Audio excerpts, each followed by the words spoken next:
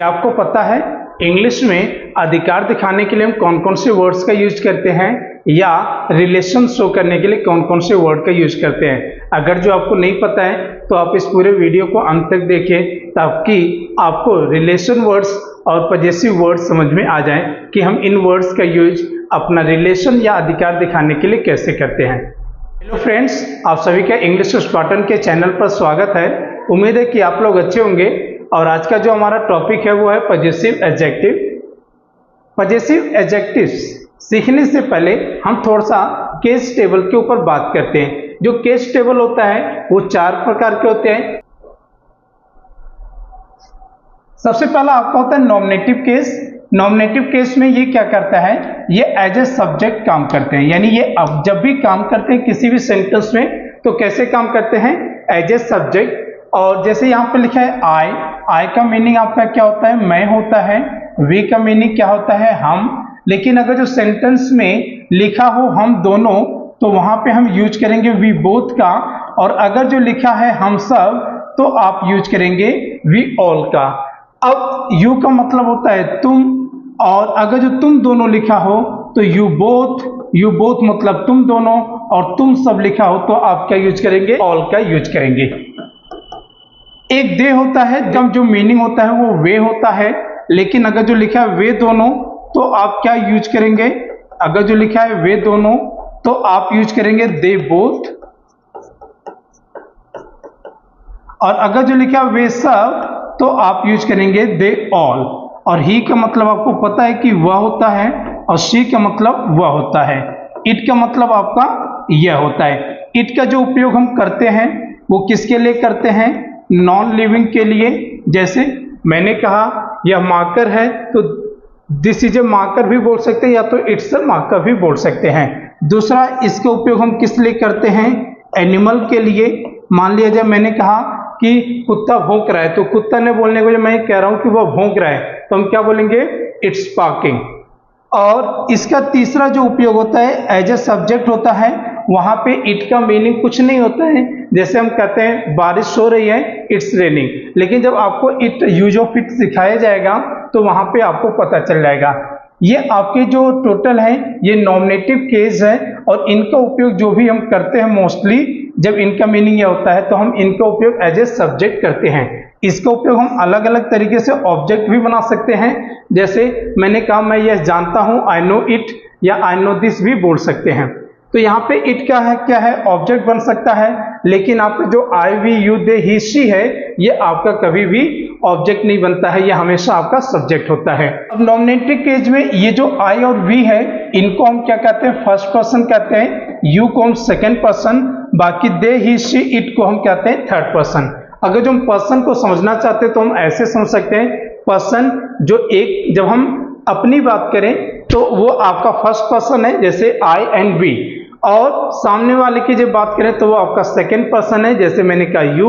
और जो third person होता है जब हम इशारा दे के बात करते हैं तो हम उसे थर्ड पर्सन कहते हैं, जैसे ही शी इट नेम दे। तो अभी आपको नॉमिनेटिव केस समझ में आ गया होगा और पर्सन भी समझ में आ गया होगा। अब हम बात करते हैं ऑब्जेक्टिव केस के बारे में। तो जो हमारा ऑब्जेक्टिव केस होता है वो होता है me, us, you, them, him, her, it. तो ये जो मी होता है, मी को हम क्या कहते हैं, मुझे कहते हैं। अस का मीनिंग होता है हमें होता है। यू का मीनिंग होता है तुम्हें या तुमको भी होता है, या आपको भी होता है। इसके तमाम मीनिंग होते हैं। देम का मतलब भी उनको होता है, देम का मतलब उनको होता है। हिम का मतलब उसे होता है, और हर का मतलब भी सेम होता है। लेकिन ये चीज मैं अभी आपको नहीं पढ़ाऊंगा, ये चीज मैं आपको प्रेजेंट इंडेफिनिट टेंस के साथ में पढ़ाऊंगा। वहां पे जब आप इसका यूज सीखेंगे तो आप इसके ऊपर बहुत सारे सेंटेंसेस बना पाएंगे और प्रॉपर यूज सीख पाएंगे। अभी मैंने आपको टेंसेस नहीं पढ़ाए तो मैं अभी आपके सामने ऐसे सेंटेंसेस नहीं लाना चाहता हूं कि जिसमें हमारा एक्शन आए। अब हम बात करते हैं पजेसिव केस। पजेसिव का मतलब क्या होता है बेटा, अधिकार।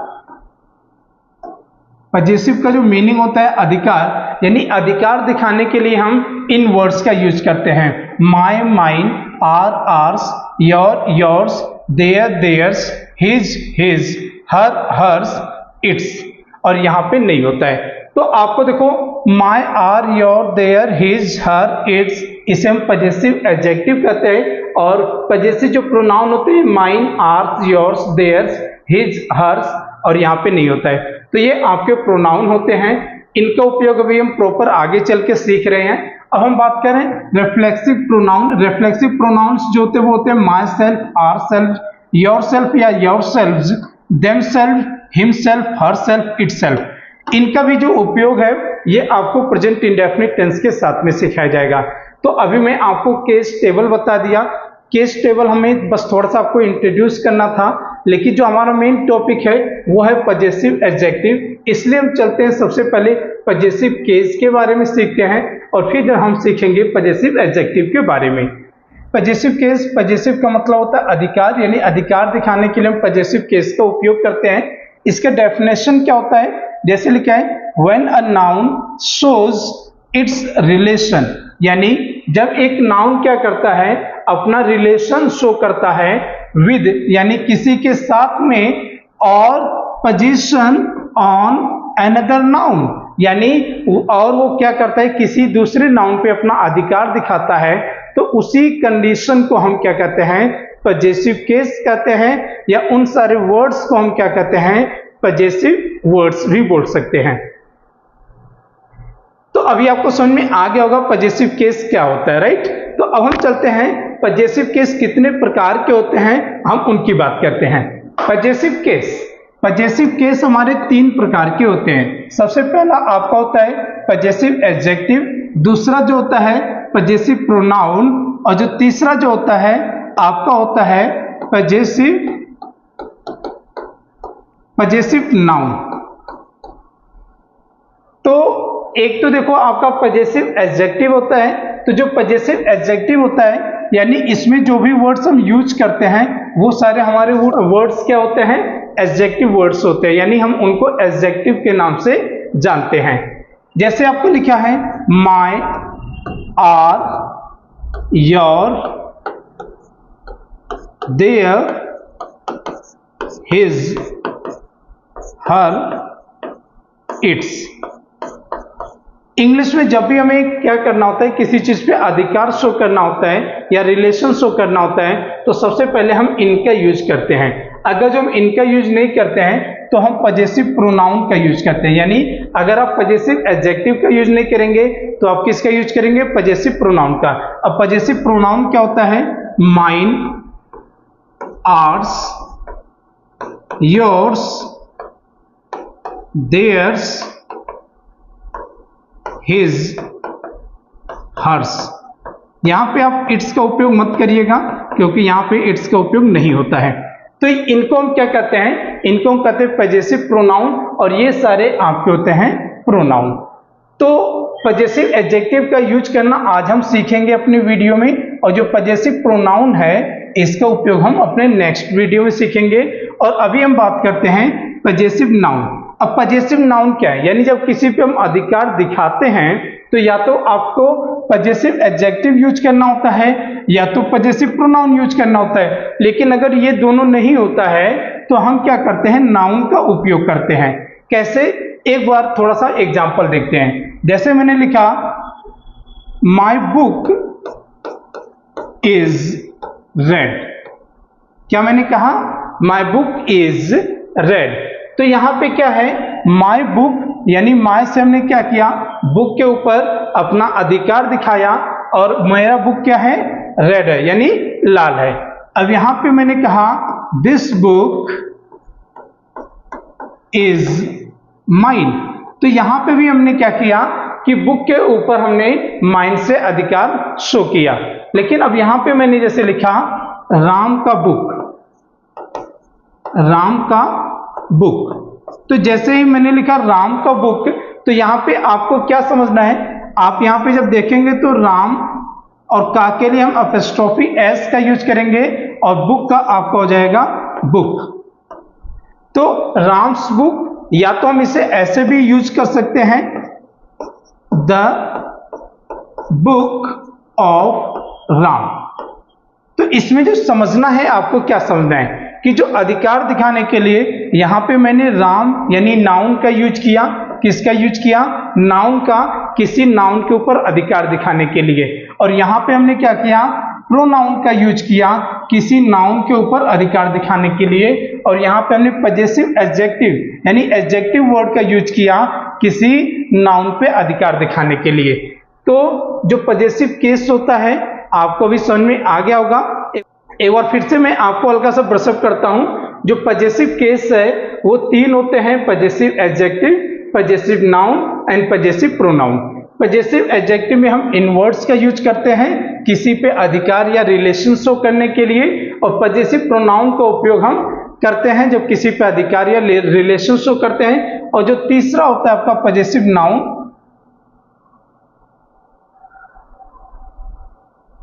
किसी पे अधिकार शो करने के लिए हम पजेसिव एडजेक्टिव यानी इनका उपयोग करते हैं। दूसरा पजेसिव नाउन यानी किसी नाउन का उपयोग करते हैं किसी चीज पे अधिकार शो करने के लिए। तीसरा जो होता है हम प्रोनाउन, पजेसिव प्रोनाउन का यूज करते हैं किसी चीज पे अधिकार शो करने के लिए। तो अभी आपको इतना समझ में आ गया कि पजेसिव केस तीन होते हैं, possessive adjective, possessive noun and possessive pronoun. आज का वीडियो हमारा पजेसिव एडजेक्टिव के ऊपर है, दूसरा वीडियो हमारा पजेसिव प्रोनाउन के ऊपर होगा, और तीसरा वीडियो हमारा पजेसिव नाउन के ऊपर होगा। तो चलते हैं हम अपने पजेसिव एडजेक्टिव को सीखते हैं। पजेसिव एडजेक्टिव्स के जो वर्ड्स हैं वो क्या क्या हैं, माय, माय का मीनिंग क्या होता है, मेरा, मेरी, मेरे। आर का मीनिंग क्या होता है, हमारा, हमारी, हमारे या तो हम लोगों का। योर का जो मीनिंग होता है तुम्हारा, आपका, तुम्हारी, आपकी, तुम्हारे, आपके, या तो हम कह सकते हैं तुम लोगों का या तो आप लोगों का। देयर का जो मीनिंग होता है उनका, उनकी, उनके या तो उन लोगों का। और हिज का जो मीनिंग होता है उसका, उसकी, उसके, या तो हम बोलते हैं इसका, इसकी, इसके। और सेम चीज हर का भी वही मीनिंग होता है, जो हिज का मीनिंग होता है वही हर का मीनिंग होता है, और वही सेम मीनिंग आपका इट्स का भी होता है। और हिज और हर का जो मीनिंग एक और होता है वो होता है आपका उनका, उनकी, उनके। लेकिन ये आपको समझना पड़ेगा कि कब हम उनका का यूज करेंगे, कब हम उनका के लिए देयर का यूज करेंगे, और कब हिज का यूज करेंगे, कब हर का यूज करेंगे। ये अभी मैं आपको डिटेल में आगे सिखाऊंगा। हिज जो है वो आपका किसके लिए लगता है, मेल के लिए, यानी जब किसी एक पुरुष की बात होती है तो हिज लगता है, और जब किसी एक फीमेल की बात होती है तो हम क्या करते हैं, हर का उपयोग करते हैं। और जो इट्स होता है इसका उपयोग हम किसी नॉन लिविंग यानी जिसके अंदर जान ना हो उसके लिए करते हैं, और दूसरा एनिमल के लिए करते हैं। और ये जो देयर होता है इसका उपयोग हम वन प्लस के लिए यानी एक से अधिक के लिए करते हैं। और योर, आर, माय, इनमें कोई डाउट नहीं होता। अब आपको क्या करना है, सबसे पहला आपका काम है आप इसे याद कर लेंगे। जब आप इसको ये मीनिंग्स याद रहेंगे तभी आप आगे इसे यूज कर पाएंगे। अभी हमने सीखा पजेसिव केस क्या है, पजेसिव केस कितने प्रकार के होते हैं, और पजेसिव एडजेक्टिव्स में हम कौन कौन से वर्ड्स का यूज करते हैं। अब हम सीखेंगे पजेसिव एडजेक्टिव्स के साथ में हम किसका यूज कर सकते हैं। तो पजेसिव एडजेक्टिव्स के साथ में हम क्या करते हैं, नाउन या तो जेरेंड का यूज करते हैं। पजेसिव एडजेक्टिव अभी आपको पता ही चल गया होगा क्या होता है, माय होता है, आर होता है, योर होता है, देयर होता है, हिज, हर और इट्स होता है। तो इनके साथ में या तो हम किसका उपयोग करेंगे, नाउन का उपयोग करेंगे या तो जेरेंड का उपयोग करेंगे। आप इसे जीरेंड नहीं पढ़ेंगे, आप इसे जेरेंड पढ़ेंगे। तो सबसे पहले हम क्या करते हैं, पजेसिव एडजेक्टिव्स के साथ में हम नाउन का उपयोग करते हैं। जैसे मैंने कहा मेरी बुक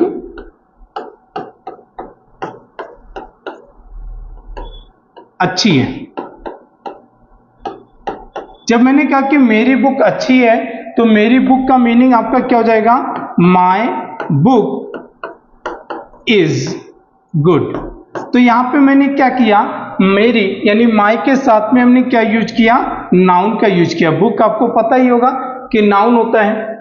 और अब जैसे मैंने कहा मेरा शर्ट अच्छा है तो मैंने क्या बोल दिया, माय शर्ट इज गुड। अब मैंने कहा मेरा पेन अच्छा है तो माय पेन इज गुड। तो यहाँ पे बुक, शर्ट, पेन ये क्या है, नाउन है। तो यानी जो मोस्टली यूज किए जाते हैं पजेसिव एडजेक्टिव्स के साथ में वो मोस्टली नाउन यूज किए जाते हैं और हम अपने नाउन के साथ में ही क्या करते हैं, रिलेशन शो करते हैं या तो अधिकार को शो करते हैं।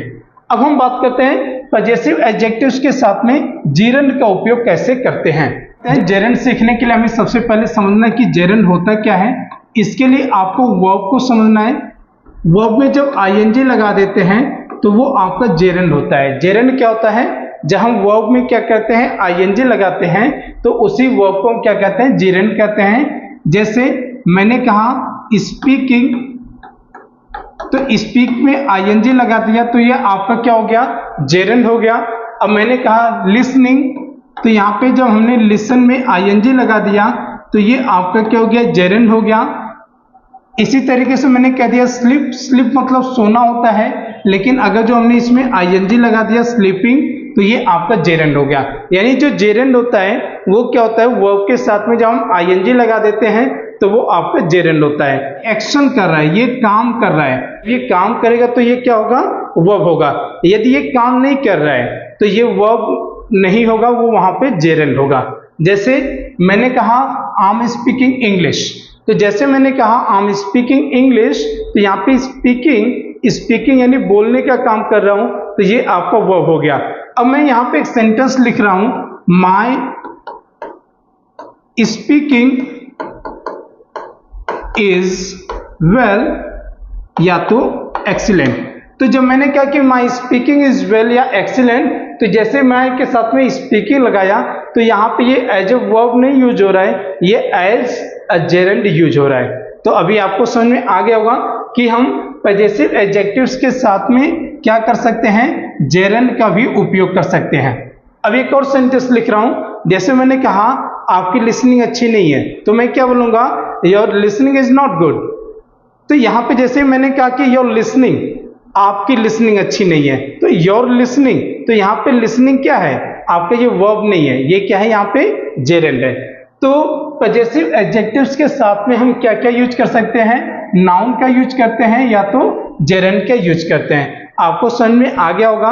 अब हमने क्या क्या सीख लिया, अब हमने सीखा पजेसिव केस क्या होता है, पजेसिव केस कितने तरीके के होते हैं, पजेसिव एडजेक्टिव्स में हम कौन कौन से वर्ड्स का यूज करते हैं, और फिर हमने सीखा कि पजेसिव एडजेक्टिव्स के साथ में हम किसका उपयोग करते हैं, नाउन और जेरंड का। अब हम इतना अगर जो सीख लिए तो हम क्या करते हैं, पजेसिव एडजेक्टिव्स के जो सारे वर्ड्स हैं उन सारे वर्ड्स के यूज सीखते हैं। पजेसिव एडजेक्टिव्स में जो हमारा सबसे पहला वर्ड है वो क्या है, माय। माय का मीनिंग क्या होता है, मेरा, मेरी, मेरे।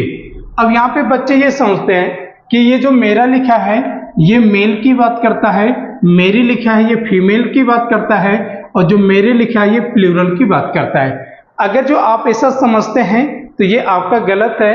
यहाँ पे जो मेरा है ये चलो मेल की बात करता है, मेरी फीमेल की बात करता है, और ये जो मेरे लिखा है ये प्लूरल नहीं, ये सिंगुलर की भी बात करता है। उसके लिए हम आपके सामने कुछ एग्जांपल्स लिखे हैं, एग्जांपल्स के माध्यम से समझते हैं। जैसे मैंने लिखा मेरा भाई अच्छा है, तो यहाँ पे एक ही भाई है तो आपने लिख दिया माय ब्रदर या तो माय ब्रो इज गुड। तो मेरा भाई अच्छा है, आपने बोला माय ब्रदर इज गुड।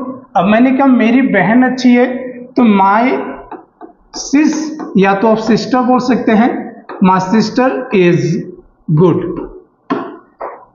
अब मेरा के साथ में हमने मेल यूज किया और मेरी के साथ में हमने फीमेल यूज किया, लेकिन अब यहाँ पे दो लिखा है, मेरे भाई और मेरे पिताजी। यहाँ पे मेरे भाई अच्छे हैं, इसका तात्पर्य ये हो रहा है कि हम यहाँ पे एक से अधिक भाई की बात कर रहे हैं, तो यहाँ पे हम बोलेंगे माय ब्रदर्स। अब माय ब्रदर्स ये क्या है, आपका प्लूरल हो गया, और अब प्लूरल के साथ में हमें क्या लगाना है, आर का उपयोग करना है, आर गुड। अब मेरे पिताजी अच्छे हैं तो क्या बोलेंगे, my father is good, my father is good. तो यदि आपसे कोई पूछे कि माय क्या है, सिंगुलर है कि प्लूरल है, तो आप क्या बताएंगे कि ये ना ही सिंगुलर है ना ही प्लूरल है। इसके साथ में हम जो चीज ऐड करेंगे, यानी जो हमारा नाउन हम ऐड करेंगे, तो वो नाउन डिसाइड करेगा कि ये सिंगुलर का रोल प्ले करेगा कि प्लूरल का, क्योंकि यहाँ पे आपने देखा माय के साथ में जैसे ही ब्रदर्स आया तो ये प्लूरल का रोल प्ले किया, लेकिन यहाँ पे आपने देखा कि माय के साथ में फादर आया, फादर एक होता है यानी सिंगल नाउन है, सिंगुलर नाउन है, तो यहाँ पे आपका क्या हो गया, ये सिंगुलर का रोल प्ले किया। तो ये चीज आप हमेशा ध्यान देंगे। और इनका जो उपयोग होता है वो दो तरीके से होता है, एक ये सब्जेक्ट का रोल प्ले करते हैं और दूसरा ये ऑब्जेक्ट का रोल प्ले करते हैं। सब्जेक्ट का रोल कैसे, देखो जैसे मैंने कहा मेरा दोस्त कमीना है, तो मेरा दोस्त का क्या हो जाएगा बेटा, माय फ्रेंड इज मीन। तो मेरा दोस्त कमीना है, माय फ्रेंड इज मीन, मेरे दोस्त कमीने हैं, तो हम क्या बोलेंगे, माय फ्रेंड्स आर मीन। तो अभी आपको समझ में आ गया होगा कि यहां पे ये किसका रोल प्ले कर रहे हैं, सब्जेक्ट का रोल प्ले कर रहे हैं, और यहां पे ये किसका रोल प्ले करेंगे, ऑब्जेक्ट का। जैसे मैंने लिखा है वह मेरा दोस्त है, तो हम क्या बोलेंगे, ही इज माय फ्रेंड, और वे मेरे दोस्त हैं, तो यहां पे वे का मीनिंग हो जाएगा दे आर माय फ्रेंड्स। तो अभी आपको समझ में आ गया होगा कि माय का उपयोग कैसे करना है। अब अगर जो आपको माय समझ में आ गया है तो हम दूसरे वर्ड की तरफ देखते हैं। जो हमारा दूसरा वर्ड है वो है आपका आर। आर का मतलब क्या होता है, हमारा, हमारी, हमारे, या तो हम लोगों का। अब आप यहाँ पे ये बताइए कि ये जो आर है, आर क्या है, सिंगुलर है कि प्लूरल है। तो अगर जो आपने ये कह दिया कि ये सिंगुलर है तो भी गलत, अगर जो आपने ये कह दिया प्लूरल है तो भी गलत। आप इसे ऐसे नहीं कहेंगे, इसके साथ में जो जोड़ा जाएगा वो डिसाइड करेगा कि आर क्या है, सिंगुलर है कि प्लूरल है। अब आर का मीनिंग क्या होता है, हमारा, हमारी, हमारे और हम लोगों का। तीन वर्ड है इंग्लिश में, O U R, H O U R और ए आर ई। इन तीनों को हम क्या पढ़े, आर पढ़े। जैसे मैंने कहा हमारा देश, तुम क्या बोलेंगे, आर कंट्री। जैसे मैंने कहा कि तुम यहाँ आधे घंटे के लिए आते हो, you come here for half an hour, तो यहाँ पे हाफ एन आवर, तो आधा घंटा। घंटा जैसे हम बोलते हैं तो क्या बोलते हैं, आर। तो इसे आवर नहीं पढ़ेंगे, और ये आर होता है ये आप जानते हैं, तो इसे आर कंप्लीट नहीं पढ़ना चाहिए, हमें इसे आप पढ़ना चाहिए। जैसे मैंने कहा तुम डॉक्टर हो, तो आप ऐसे नहीं बोलेंगे यू आर ए डॉक्टर, आप क्या बोलेंगे, you are a doctor. Our का जो मीनिंग होता है हमारा, हमारी, हमारे और हम लोगों का। अब हम क्या करते हैं, इसके ऊपर कुछ एग्जांपल्स बनाते हैं। जैसे हमारा लिखा है हमारा भाई शहर में है, तो हमारा भाई यानी एक भाई है, तो हम यहाँ पे क्या बोलेंगे, our brother is in city. तो हमारा भाई कहाँ पे है, शहर में है। अब हमारे माता पिता शहर में है, यहाँ पे एक भाई की बात हुई तो हमने आर ब्रदर के बाद क्या लगा दिया, इज। यहाँ पे हमारे माता पिता, अब आर के बाद आप देख रहे हैं कि माता पिता कितने हो गए, दो हो गए, तो यहाँ पे हमने क्या बोला, our parents are in city. अब यहाँ पे हमने आर क्यों लगाया, क्योंकि जैसे ही आर के साथ में हमने पेरेंट्स यूज किया तो ये सिंगुलर का रोल नहीं प्ले कर रहा है, ये प्लूरल का रोल प्ले कर रहा है। तो हम क्या बोलेंगे, our parents are in city. हमारे सर डुंडाहेड़ा में प्रसिद्ध हैं, तो हमारे सर का क्या हो जाएगा, R sir is popular in Dundahera. यहां पे फेमस मत लगाइए, फेमस मतलब क्या हो जाता है कि जब कोई बहुत ज्यादा फेमस हो, यानी एक टाउन से अधिक बहुत सारी जगह, तो वहां पे हम क्या करते हैं, फेमस का यूज करते हैं। और पॉपुलर का मतलब एक एरिया में पॉपुलर होना। जैसे मैं डुंडाहेड़ा में, मुझे मोस्टली हर कोई बच्चे जानते हैं, तो इसलिए हम यहाँ पे क्या बोलेंगे, पॉपुलर। और इसका भी उपयोग जो होता है वो दो तरीके से होता है, एक एज ए सब्जेक्ट होता है, दूसरा एज एन ऑब्जेक्ट होता है। जैसे मैंने कहा हमारा शहर गंदा है, तो हमारा शहर का क्या हो जाएगा, आर सिटी इज डर्टी। तो मैंने क्या बोला कि हमारा शहर गंदा है। अब हमने कहा हमारे स्टूडेंट्स मेहनती हैं, तो हम क्या बोलेंगे, आर स्टूडेंट्स आर लेबोरियस। और अब हम जो इसका एज एन ऑब्जेक्ट यूज करेंगे, जैसे लिखा है ये हमारा शहर है, तो हम क्या बोलेंगे, दिस इज आवर सिटी, तो ये हमारा शहर है। ये हमारे स्टूडेंट्स हैं, तो हम क्या बोलेंगे, दीज आर आवर स्टूडेंट्स। तो अभी आपको समझ में आ गया होगा कि आर का उपयोग कैसे करना है। आर का उपयोग हम दो तरीके से करते हैं, एज ए सब्जेक्ट और एज एन ऑब्जेक्ट। आर हमारा सिंगुलर है कि प्लूरल है, आप ऐसे बताएंगे कि ये ना ही सिंगुलर है ना ही प्लूरल है। इसके साथ में हम जो नाउन जोड़ेंगे वो नाउन डिसाइड करेगा कि ये सिंगुलर है कि प्लूरल है। अब आपको आर समझ में आ गया। अब आर के बाद हम बात करते हैं योर के बारे में। योर मतलब क्या होता है, तुम्हारा या तो आपका, तुम्हारी या तो आपकी, तुम्हारे या तो आपके, या तो तुम लोगों का या तो आप लोगों का। तो योर तुम्हारा, तुम्हारे, तुम्हारे, तुम लोगों का, ये नॉर्मली हम अपने बराबर या अपने से छोटों के साथ में यूज करते हैं। और ये जो नीचे लिखा है आपका, आपकी, आपके, आप लोगों का, ये अपने से बड़ों से यूज करते हैं। लेकिन ये जरूरी नहीं है कि अपने से बड़ों से यूज करते हैं, जब भी हमें किसी को रेस्पेक्ट देना होता है तो हम इन वर्ड्स का यूज करते हैं हिंदी में।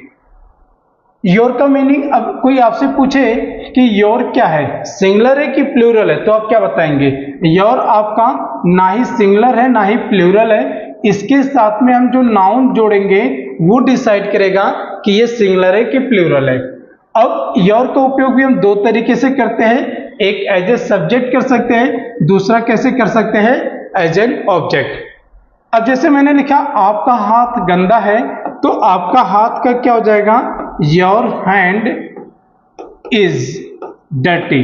तो आपका हाथ गंदा है तो क्या हो गया, योर हैंड इज डर्टी, यानी आपका एक हाथ गंदा है।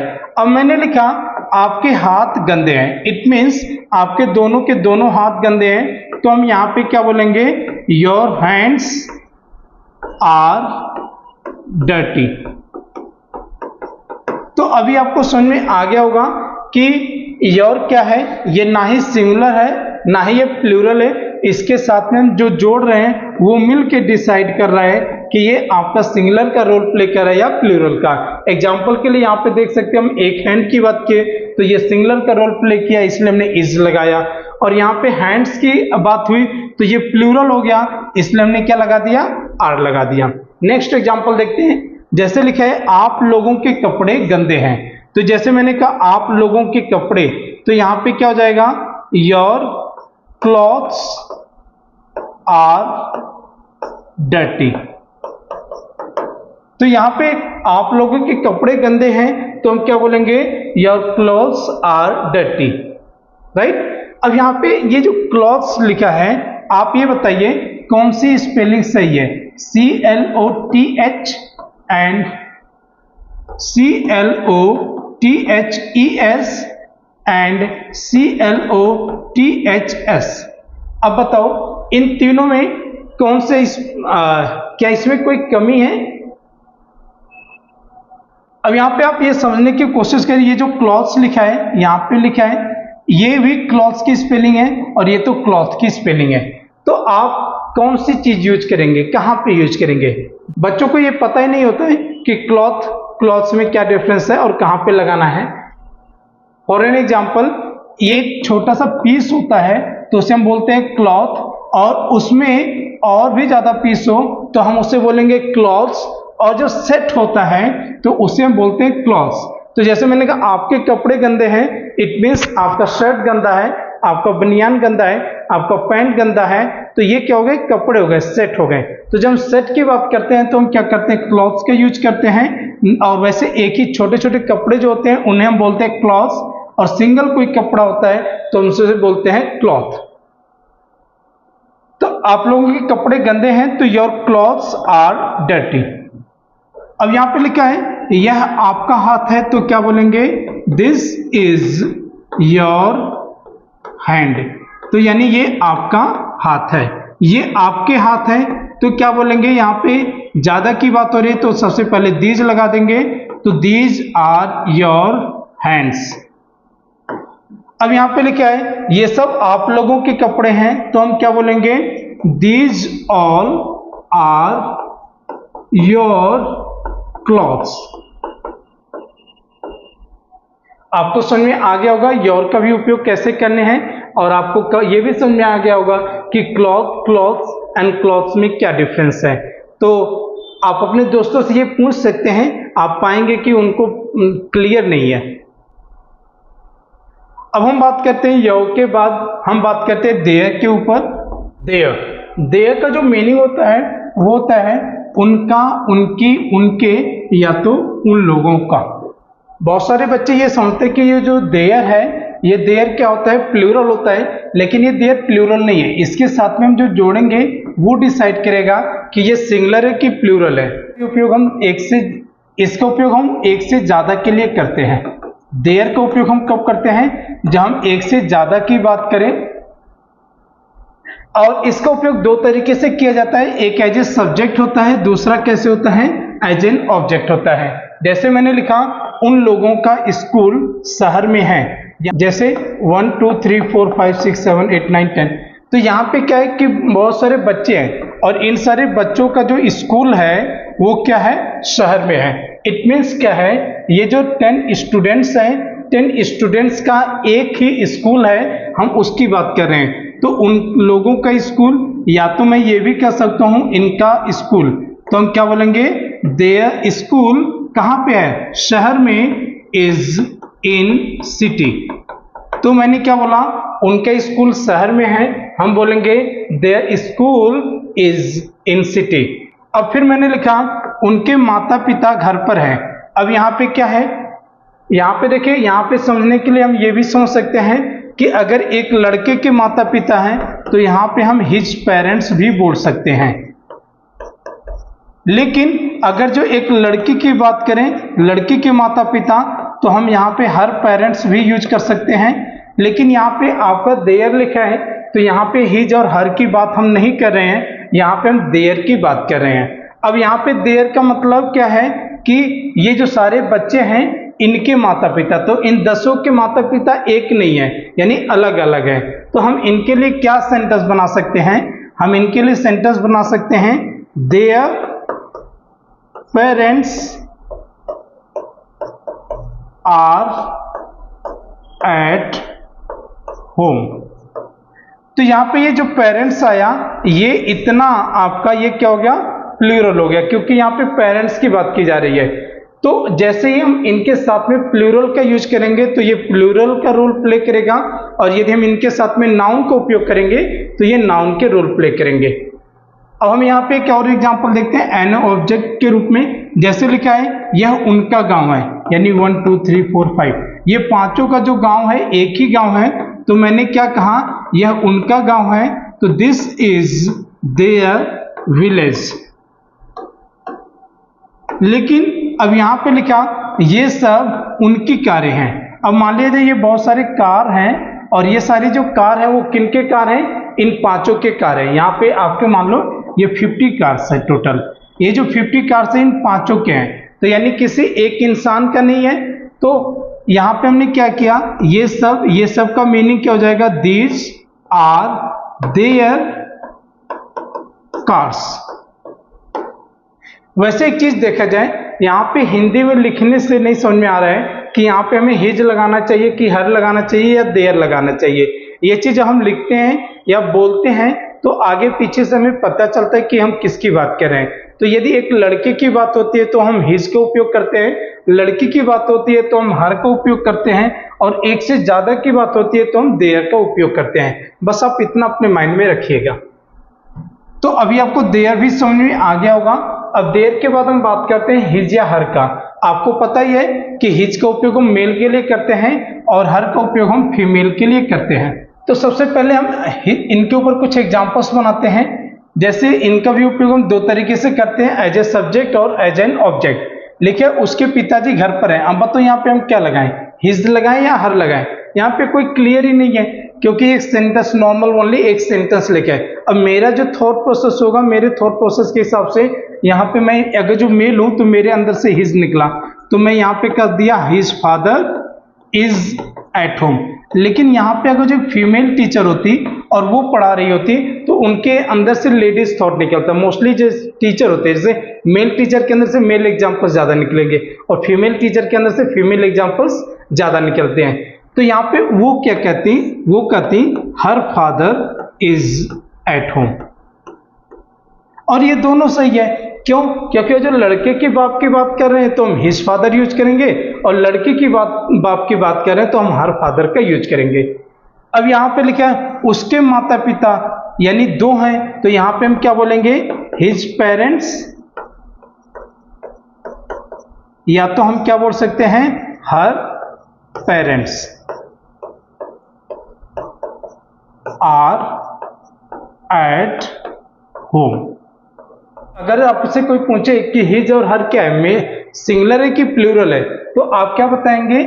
ये ना ही सिंगुलर है ना ही प्लूरल है। इसके साथ में हम जो नाउन यूज करते हैं वो डिसाइड करता है कि ये सिंगुलर है कि प्लूरल है। अब हम इसका एग्जांपल एज एन ऑब्जेक्ट के रूप में देखते हैं। जैसे लिखा है यह उसका हाथ है, तो हम क्या बोलेंगे? This is his hand. अब यहाँ पे देखो भैया, हम हर हैंड भी लिख सकते हैं, इसमें कोई वो नहीं है कि हम केवल हिज हैंड लिखें। अब लिखा ये उसके हाथ है, तो हम क्या बोलेंगे? These are his hands. यहाँ पे ज्यादा की बात करें, अब हम चाहें तो यहाँ पे हर हैंड्स भी यूज कर सकते हैं। ये डिपेंड ऑन कि हम किसकी बात करें। अगर जो लड़के की बात करें तो हिज हैंड्स, और लड़की की बात करें तो हर हैंड्स होगा। तो आपको हिज और हर भी समझ में आ गया होगा। अब हम बात करते हैं इट्स के ऊपर। ये जो इट्स लिखा है, इट्स का मतलब है उसका, इसका, या तो उसकी, इसकी, या तो उसके, इसके। इसका उपयोग भी हम दो तरीके से करते हैं, एक एज ए सब्जेक्ट कर सकते हैं, दूसरा हम एज एन ऑब्जेक्ट कर सकते हैं। जैसे मैंने कहा उसका कलर सफेद है, अब यहाँ पे किसका कलर सफेद है? अगर जो किसी नॉन लिविंग थिंग की बात की जा रही है या तो किसी जानवर की बात की जा रही है, तो वहां पे हम क्या यूज कर देते हैं? इट्स का उपयोग करते हैं। तो इट्स का उपयोग हम कहाँ पे करते हैं? इट्स का उपयोग हम नॉन लिविंग के लिए और एनिमल के लिए करते हैं। अब कोई आपसे पूछे इट्स क्या है, सिंगुलर है कि प्लूरल है, तो फिर आप बताएंगे इट्स ना ही सिंगुलर है ना ही प्लूरल है। उसके साथ में हम जो नाउन यूज करेंगे वो डिसाइड करेगा कि ये सिंगुलर है कि प्लूरल है। अब यहाँ पे लिखा है उसका कलर सफेद है, तो उसका कलर यानी its colour is white. Colour का हमारा दो स्पेलिंग होता है, एक होता है COLOR और एक होता है COLOUR। अब इसमें से कुछ बच्चे कंफ्यूज रहते हैं कि ये लगता है गलत है, ये वाला सही है, बट ऐसा नहीं है। ये यूके और यूएसए इंग्लिश में स्पेलिंग डिफरेंस है, यानी अमेरिकन इंग्लिश में हम ये बोलते हैं और ब्रिटिश इंग्लिश में हम ये बोलते हैं। अब यहां पर लिखा है उसकी पूंछ लंबी है, तो यहां पे आप क्या बोलेंगे? Its tail is long. यहां लिखा है यह उसकी सींग है, तो क्या बोलेंगे? This is its horn. और ये उसकी सींगें हैं, तो क्या बोलेंगे? These are its horns. तो आपको इट्स का भी उपयोग समझ में आ गया होगा। तो आपको समझ में आ गया होगा कि हमें पजेसिव एडजेक्टिव्स का यूज कैसे करना है। Possessive adjectives means my, our, your, their, his, her, its का उपयोग कैसे करना है। यदि आपको कोई डाउट है तो आप हमारे कमेंट बॉक्स में मेंशन कर सकते हैं। अगर आपको वीडियो अच्छा लगा तो आप लाइक और शेयर करें, साथ ही साथ हमारे चैनल को सब्सक्राइब करें ताकि हम आपके इंग्लिश के डाउट्स क्लियर कर सकें।